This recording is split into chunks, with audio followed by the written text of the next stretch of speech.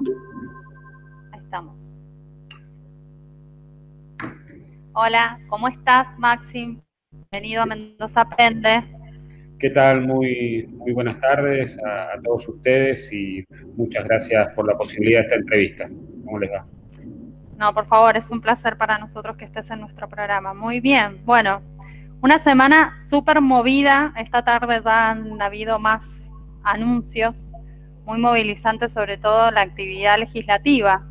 Así que bueno, no puedo dejar de empezar a preguntarte por el primer tema más candente que tenemos, que tiene que ver con la reforma judicial que ha presentado el gobierno. ¿Cuál es tu mirada al respecto? Nosotros creemos que la reforma judicial que pretende el kirchnerismo no es razonable, no es oportuna y que de alguna manera está por fuera de los temas urgentes y prioritarios que necesita discutir la Argentina, que esos temas están vinculados a las cuestiones económicas y sociales de las clases medias, pequeños comerciantes, pequeñas y medianas empresas, los distintos sectores productivos de nuestro país, el sector turístico, hotelero o gastronómico, o cuestiones que también nos preocupan muchísimo y creemos que son también prioritarias y urgentes, como la creciente ola de inseguridad que se ve en distintos lugares de nuestro país, particularmente en la provincia de Buenos Aires, y la creciente violencia institucional que se ve y que restringe derechos humanos y libertades individuales de las personas. Entonces, esto que le decía, ¿no? No es una reforma judicial ni prioritaria, ni razonable, ni para estos momentos de la Argentina. Es por eso que le exigimos y le pedimos al presidente de la Nación que reflexione, que corra esta discusión para muchísimo más adelante y que entre oficialismo y oposición nos pongamos a tratar de buscar las resoluciones que necesitan millones de argentinos producto de la situación que están atravesando por la pandemia del COVID-19. Tengamos en cuenta que vamos a tener una caída histórica en la historia económica de nuestro país del PBI, que oscilará entre el 12 y el 14%, que estamos llegando a un 15% de desocupación. Entonces es por eso que remarcamos nuestro más profundo rechazo a este intento de reforma de la justicia, que pareciera ser que el único objetivo que persigue es el objetivo de impunidad, y como ha quedado demostrado en el día de ayer en el Senado de la Nación, es un toma y daca de jueces y fiscales, la creación de más de 1.350, 370 cargos, con un costo fiscal para la Argentina de más de 6.000 millones de pesos. Entonces, a lo que le decía al principio, nosotros desde la coalición cívica de Juntos por el Cambio queremos debatir, discutir y encontrar la salida que esté vinculada a las cuestiones más urgentes de lo económico y de lo social. Bien, está claro, entiendo perfectamente que lo que remarcás, ante todo, que hoy hablar de una reforma judicial no es la prioridad en la agenda del país, si bien entiendo que hay consenso por ahí en la mirada de que la justicia necesita una reforma, no sería este el momento, pero te quiero preguntar en base también a lo que se escuchó ayer en el Senado. Me gustaría saber tu opinión de cómo calificás la sesión del Senado y en este sentido preguntarte por algunas opiniones. Por ejemplo, algunos legisladores como Lustó dijo que incluso cuando se considere mirar el objetivo de la reforma judicial, no estamos hablando de los temas judiciales que el día a día o la urgencia de la gente necesita, como pueden ser los temas de familia, laborales y demás, mientras que la senadora Sagasti, por ejemplo, dijo que esta es una respuesta para un gran flagelo que tiene la Argentina, que tiene que ver con el narcotráfico y que se requiere de una justicia federal mucho más amplia y cercana a la gente. ¿Qué opinas respecto de esto? que por supuesto que sumada a que no es una reforma prioritaria, está claro que esta reforma judicial no mejora ni hace más transparente, ni eficiente, ni eficaz el servicio de justicia para los simples ciudadanos. Y esto es evidente porque vuelvo a lo que le decía, ¿no? Al reparto y al toma y daca de magistrados entre gobernadores y distintos dirigentes del PJ, una sobredimensión de jueces y fiscales que, comparando con otros países del mundo, están totalmente sobredimensionados, más allá de la importancia, no importancia de las causas o los temas que puedan llevar. Y está clarísimo, ¿es necesaria una reforma judicial? Sí, con tiempo, no a los atropellos, no a los apurones, no en un tratamiento exprés de menos de 15 días y de forma remota y virtual como se dio en el Senado de la Nación. Y que sea una reforma que verdaderamente apunte a los problemas cotidianos de las personas y que las personas puedan tener, y las víctimas también, el derecho de las víctimas, esa cercanía y esa sensación y la realidad de un servicio de justicia mucho más cercano, mucho más transparente, mucho más eficiente.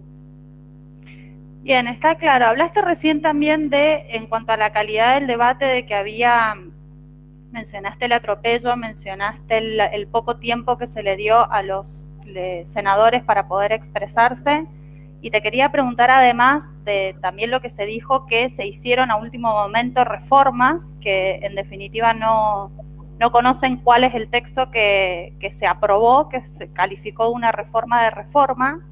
Y también te quería preguntar sobre la modificación que hubo de la cláusula de Parrilli a último momento.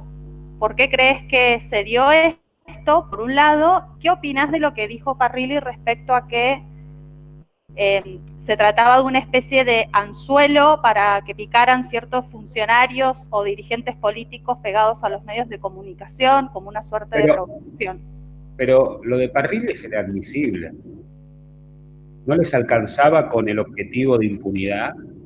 ¿No les alcanzaba con el toma y daca de cargos para un lado y para el otro, que pretendían legalizar la censura previa y limitar la libertad de expresión de todos ustedes, los que trabajan en los medios de comunicación, los periodistas y que están trabajando por la libertad de expresión en nuestro país? Y está claro que era un disparate, está claro que era inadmisible e inconstitucional. Hoy los magistrados tienen los mecanismos legales, tanto en el Consejo de la Magistratura o a través de otras herramientas de ley que hoy existen, para denunciar cualquier tipo de presión del que sea. Y volviendo a lo que planteabas también, ¿no? La imposibilidad de un tratamiento de las características como las vimos en el Senado, pero que a su vez también volvieron a atropellar en la última intervención de la miembro informante, donde estuvo más de 10 minutos, 15 minutos, haciendo modificaciones que ningún senador o senadora tenía conocimiento ni tenía en sus propias bancas o en sus lugares de residencia, ya que la mayoría estaban de manera remota virtual, para saber qué es lo que iban a votar a favor o lo que se iba a rechazar en el caso de lo que era la posición del interbloque de Juntos por el Cambio. Por eso volver a insistir en esto, de pedirle al presidente, de pedirle al Frente de Todos que reflexionen, que pasen esta discusión para más adelante, que se construyan los acuerdos y los consensos necesarios el año que viene o más adelante, que no es solamente un acuerdo y un consenso de la clase política, sino que es del mundo académico, de los magistrados, y que persiga un verdadero objetivo, como bien te decía, de mejorar el servicio de justicia para las personas comunes y los ciudadanos comunes de nuestro país, que muchas veces ven que esa justicia no llega y no se hace propia en cada uno de ellos, y principalmente en lo que es el derecho y la asistencia a las víctimas. Bien. Te hago una pregunta respecto de cómo se viene el escenario en la Cámara de Diputados, dado que ya salió la mediación. A ver, ustedes saben, nosotros la última sesión que tuvimos en la Cámara de Diputados fue el 4 de agosto. Previo a eso estuvo la sesión informativa del jefe de gabinete para informar sobre el estado del gobierno y de las políticas que llevan adelante. Y desde esa fecha el protocolo que habilita las sesiones remotas y virtuales está vencido. Y es por eso que no han podido dictaminar las comisiones, ni hay forma si no hay un consenso, que es el apoyo de todos los bloques parlamentarios en la Cámara de Diputados para ver de qué manera poder sesionar. Lo que sí decir es que nosotros, desde la Coalición Cívica y de Juntos por el Cambio, no estamos dispuestos a debatir reforma judicial en las comisiones y en el recinto de manera remota y virtual. Que ese debate se tiene que dar si es que realmente van a seguir acelerando con la reforma judicial de manera presencial, garantizando, por supuesto, el cuidado y el protocolo sanitario necesario, pero que no podemos permitir que la argumentación y contraargumentación de oficialistas y opositores sea limitada en 2-3 minutos por intervención de cada uno de nosotros como diputados, y que esto lo decimos desde un principio, desde cuando el presidente presentó el proyecto, pero a su vez también cuando el presidente presentó la comisión de expertos que lo iba a asesorar para posibles modificaciones o ampliaciones de lo que era la Corte Suprema o cambios en el Ministerio Público Fiscal o el Consejo de la Magistratura. Porque aparte no podemos desconocer en el contexto institucional que llega esta reforma. Arrancamos con la renuncia a las querellas por parte de la Oficina Anticorrupción, la eliminación del programa de testigos protegidos, el pedido de libertad a coimeros confesos por parte del Secretario de Derechos Humanos de la Nación y la embestida que está viendo al actual Procurador General Eduardo Casal, que al Procurador no lo puso un presidente, no lo puso Cambiemos, sino que lo puso la ley, porque así lo establece. Estas cuestiones, con lo que le decía al principio, de no ser prioritaria, de no ser razonable y de no ponernos a discutir los temas que realmente nos está exigiendo la ciudadanía, hacen y ratifican nuestro rechazo de tratamiento virtual o de acompañar una reforma de estas características en la Cámara de Diputados por parte del interbloque de Juntos por el Cambio. Bien, y suponiendo, viste que pasó en su momento con la reforma judicial que se presentó durante el gobierno de Cristina Kirchner, que luego fue declarada inconstitucional por parte del mismo Poder Judicial. Suponiendo que llegáramos a ese escenario, ¿cómo ves el clima que está hoy en el Poder Judicial respecto a esto? Bueno, por supuesto que hay sectores del Poder Judicial que están muy preocupados, pero lo que me parece es que tenemos que hacer todo lo posible para que la media sanción que todavía falta en la Cámara de Diputados no salga. Y ahí también es importante una apelación y una reflexión también para los diputados y las diputadas, los distintos bloques que fueron votados en cada una de sus provincias para hacer oposición.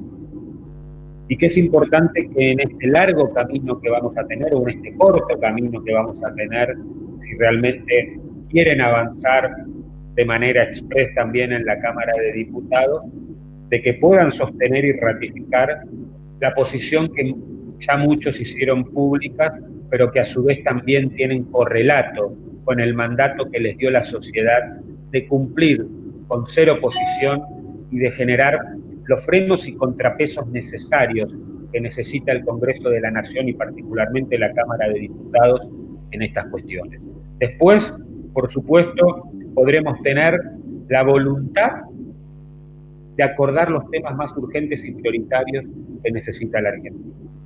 Y que es importante que no radicalicemos las posturas.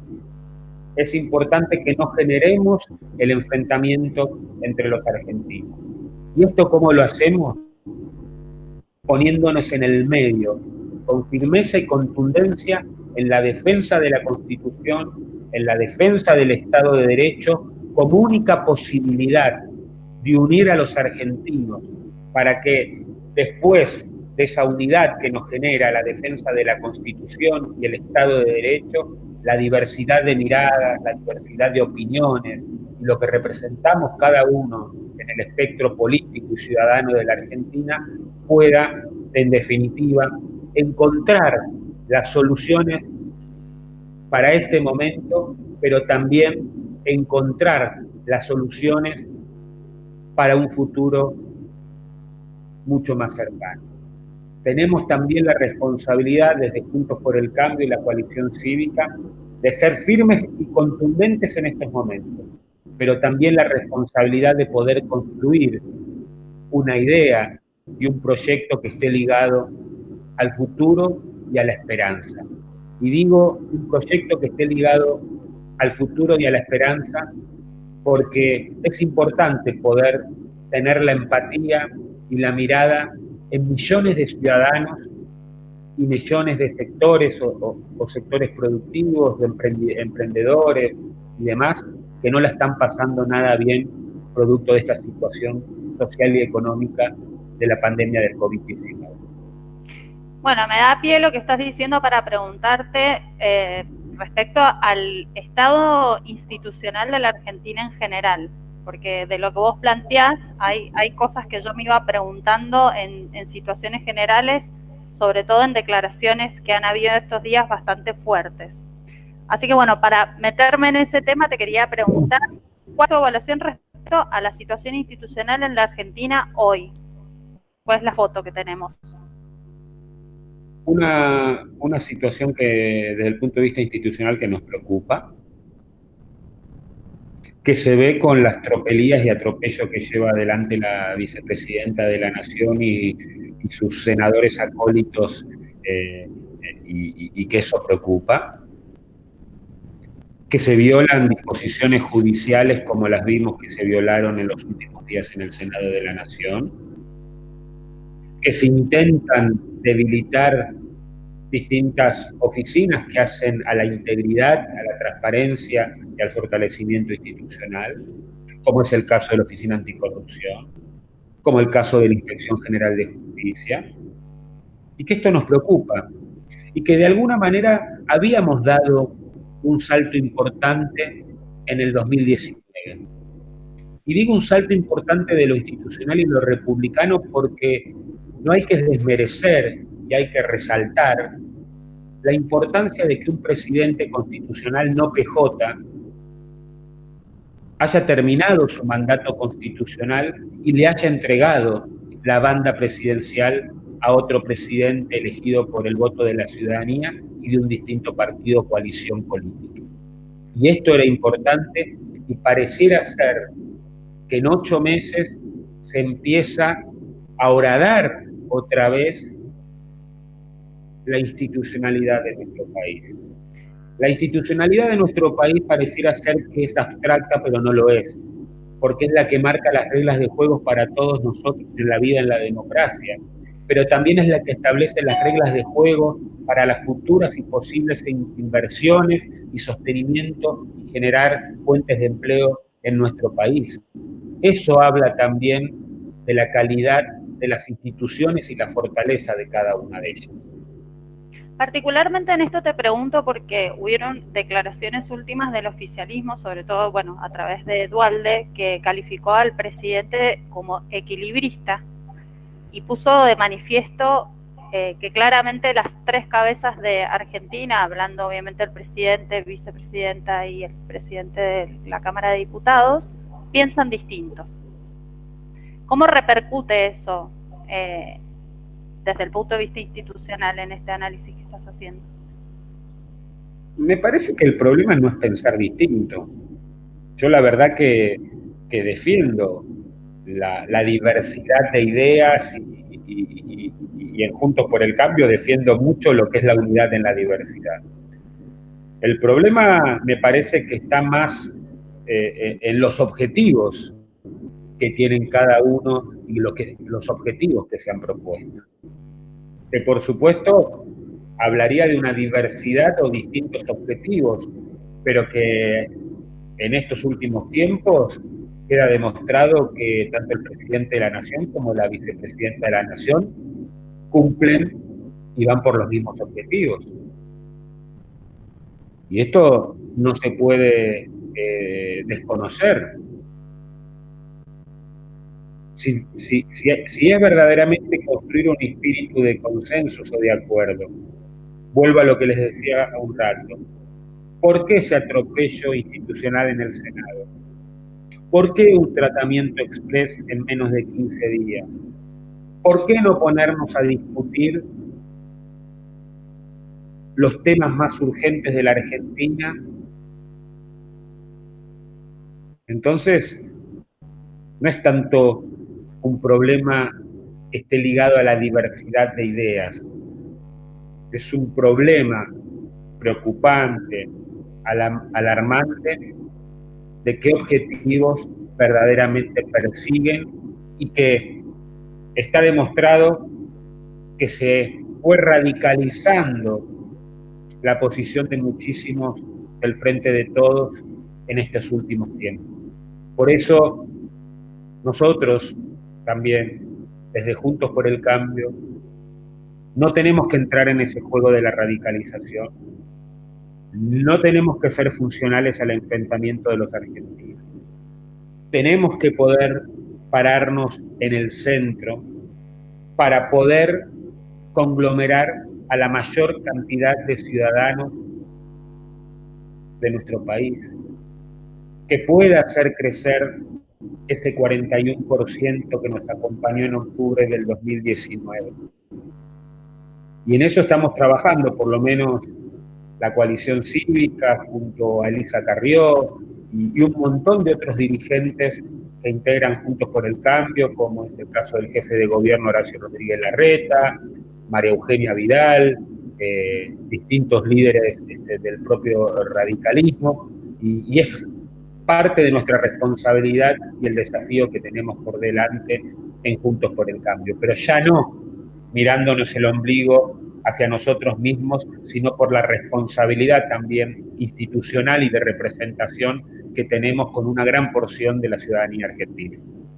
Bien, tengo algunas preguntitas más que quiero hacerte sobre el estado puertas para adentro, el estado actual de la coalición, tanto oficialista como opositora, pero antes te quería hacer, antes de pasar ese tema y cerrar te quería hacer una pregunta, porque has hablado varias veces de una suerte de no escucha del gobierno por parte de las necesidades prioritarias de la gente hoy, de la ciudadanía.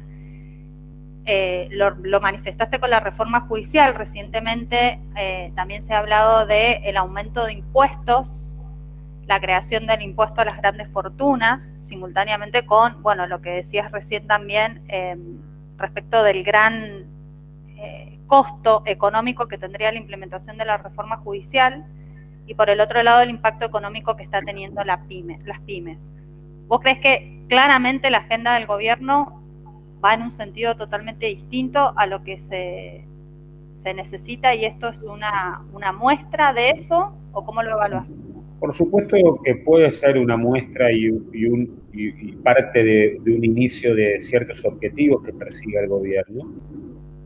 Y en este sentido, nosotros la verdad que le pedimos al gobierno nacional que no siga asfixiando a la clase media, a los comerciantes, a los trabajadores jubilados y pequeñas y medianas empresas, que en este contexto social y económico que estamos viviendo es una locura seguir aumentando impuestos. No podemos seguir ahuyentando el capital, la inversión y las empresas que generan y sostienen el empleo en nuestro país. Y esto me parece que tiene que ser un acuerdo de todos, que no podemos generar estas posiciones u objetivos muchas veces ideologizados, antiproducción, antiempresa o de blanco y negro que se ve y se da en muchos sectores del kirchnerismo más duro o del Frente de Todos. Bien. Vos hablaste recién de, empezaste como comentando respecto al estado interno en el que se encuentra la oposición y la responsabilidad que ustedes entienden que tienen que tener para tener una postura que pueda equilibrar de alguna manera esta actitud más agresiva que evalúan de parte del oficialismo. Te pregunto, ¿la coalición opositora está consolidada en ese sentido? ¿Está fuerte, unida? Sí, a mí me gustaría primero decir que a lo que bien decías, que es equilibrar para ampliar. Nosotros tenemos un gran desafío por delante en Juntos por el Cambio, que es poder equilibrar, que ese equilibrio no pierda ni contundencia ni firmeza, pero que nos permite ese equilibrio con firmeza y contundencia poder ampliar nuestra base de representación.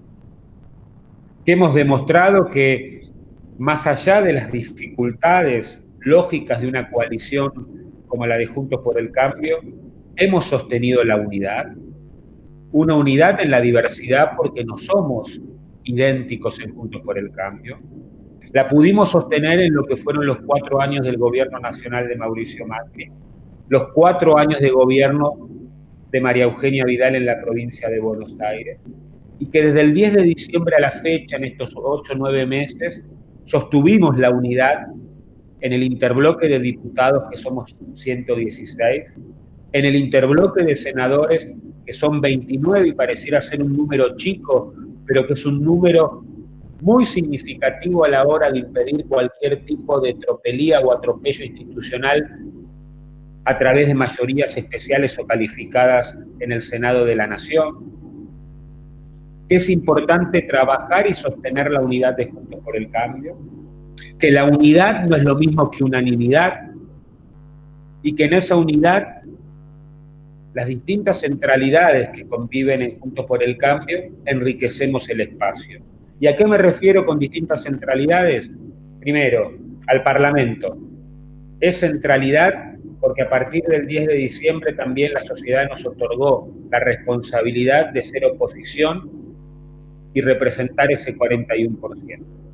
La segunda centralidad, los distintos tipos de liderazgos y de legitimidades que hoy conviven en Juntos por el Cambio.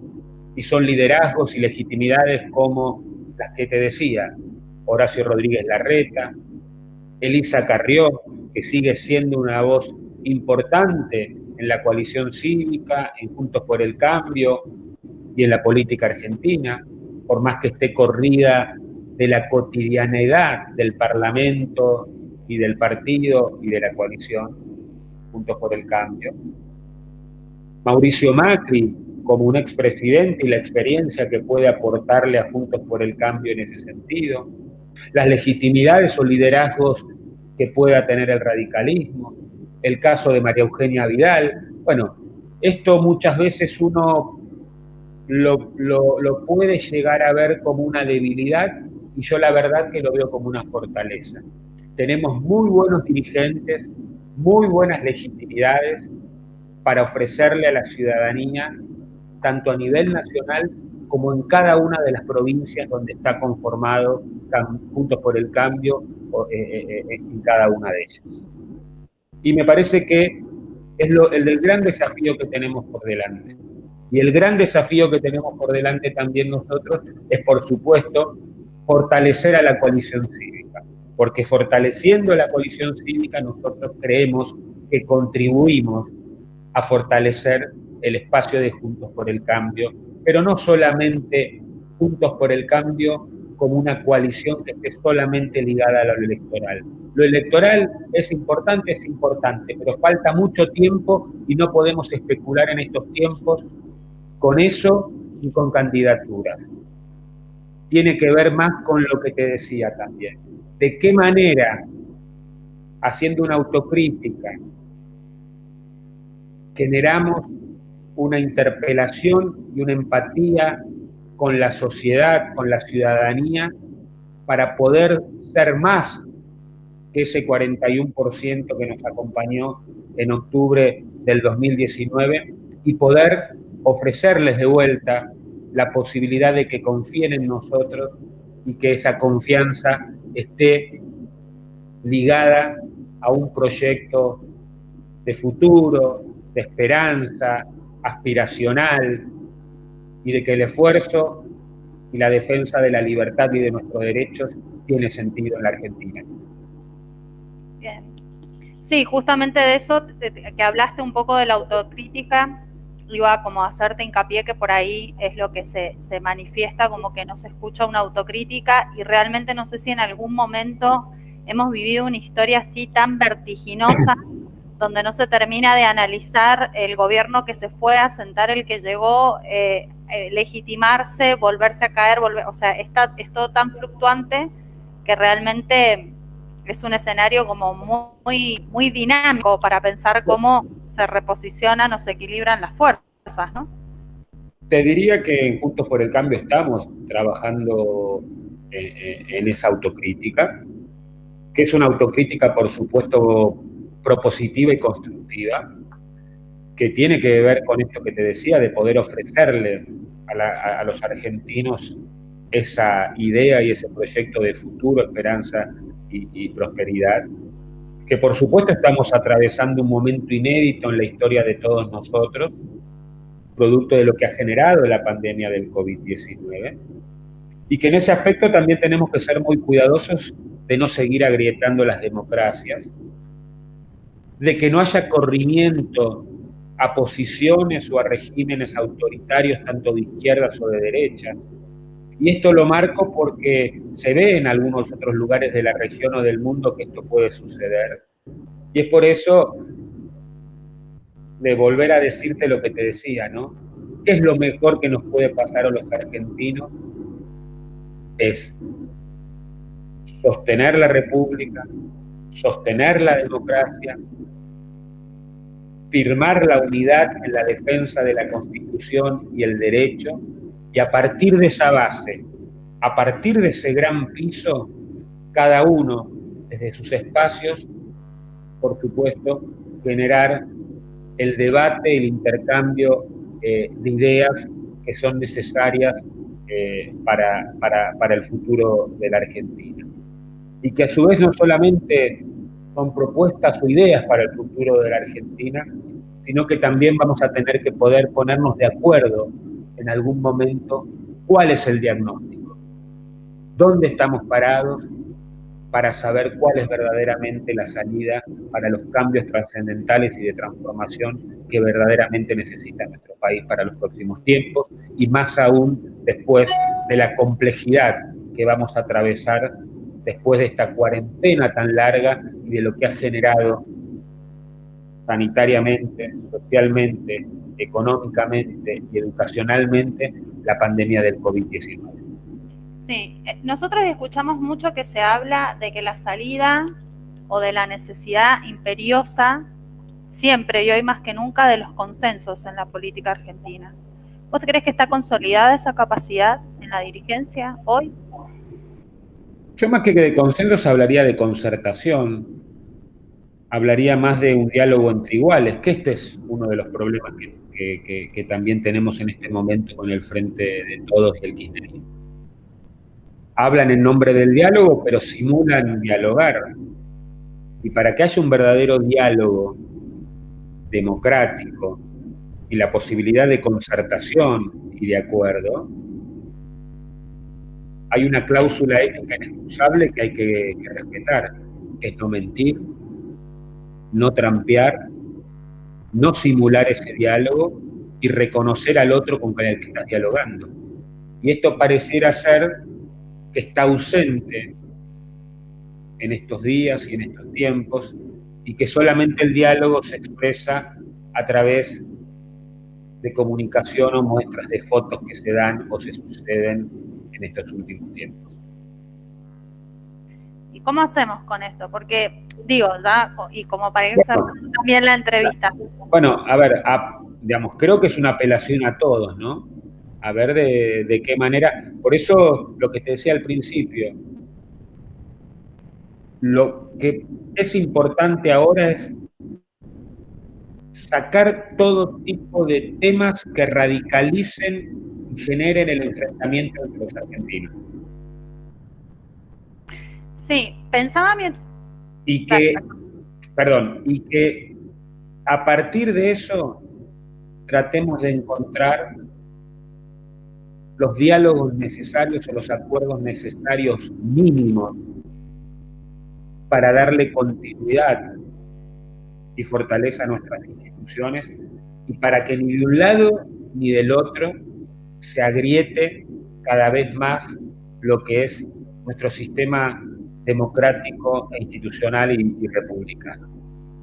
Yo creo que si vamos camino a eso y nos animamos a eso, estamos dando un gran paso en nuestro país, sumado a que también en el mediano plazo tenemos que poder sentarnos a poder acordar y a decir, bueno, este es el verdadero diagnóstico que estamos atravesando en nuestro país en materia social, de pobreza, de economía, educación, y los 4 o 5 puntos que podamos sentarnos en una misma mesa, en el Parlamento como lugar central del diálogo, de la representación y la diversidad de ideas de nuestro país, para no solamente coincidir o buscar las coincidencias o la concertación de propuestas futuras, sino también para la coincidencia y la concertación de partir de un diagnóstico donde todos digamos, sí, este es el diagnóstico, estamos mal en esto,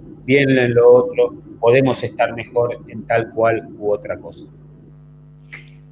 Sí, en esto te quería hacer una pregunta también porque creo que además del emergente sanitario y económico y social que obviamente pone la pandemia de manifiesto y que has hecho mucho hincapié de la necesidad de que la dirigencia se centre en esa agenda, ha sucedido también, antes de pensar en proyectos a futuro y lo que se pueda construir como política pública o propuesta a futuro para la Argentina, ha sucedido últimamente declaraciones muy fuertes sobre escenarios futuros que al menos en aspectos que son sensibles y de alguna manera suenan alarmantes, como puede ser cuando escuchamos hablar de una interrupción de la democracia, cuando escuchamos hablar de una marcha o un pedido de la sociedad mucho más fuerte respecto de que se vayan todos, cuando escuchamos hablar de si hay una cuarentena extendida, un abuso de la cuarentena,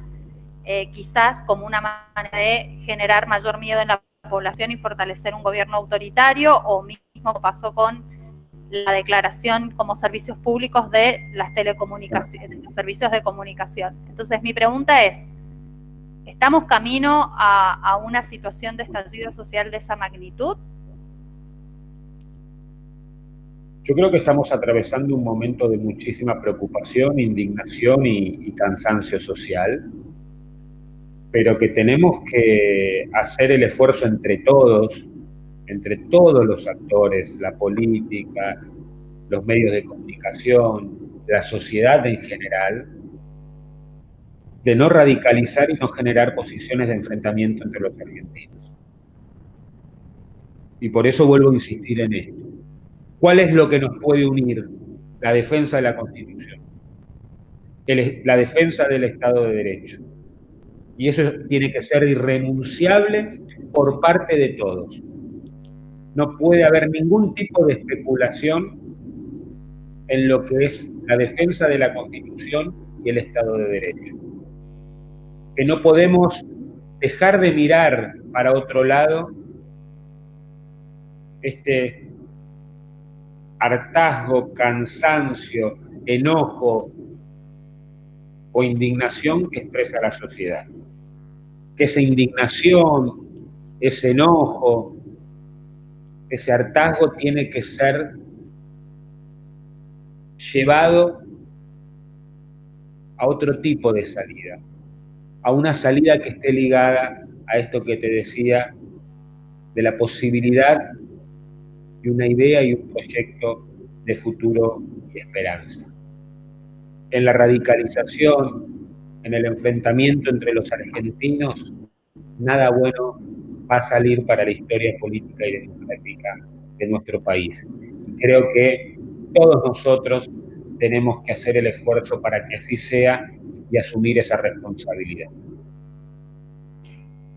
¿Y qué le pedirías al pueblo, al oficialismo y a la oposición como medidas concretas o actitud concreta para que evitemos hoy ir a esos escenarios? ¿Qué tendríamos que poner cada uno de los sectores? Por más que parezca un loro repitiendo esto, ¿no?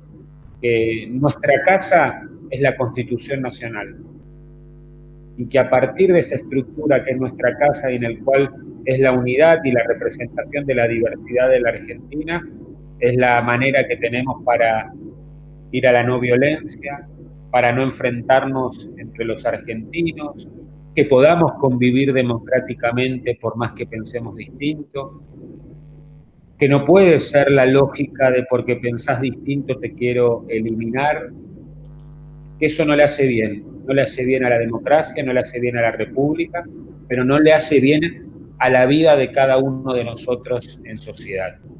Y que no solamente es lo que pueda estar sucediendo en la Argentina, sino que también quienes tenemos responsabilidades circunstanciales de representación o de responsabilidad política, también miremos las experiencias de otros lugares del mundo que muchas veces miraron para otros lados y terminaron embretados y enredados en posiciones con regímenes autoritarios, de izquierdas o de derechas, que en definitiva perjudicaron la vida de miles y miles de ciudadanos. Bueno, te agradezco muchísimo. La bueno, verdad que es un placer servido. poder conversar con vos respecto de esto.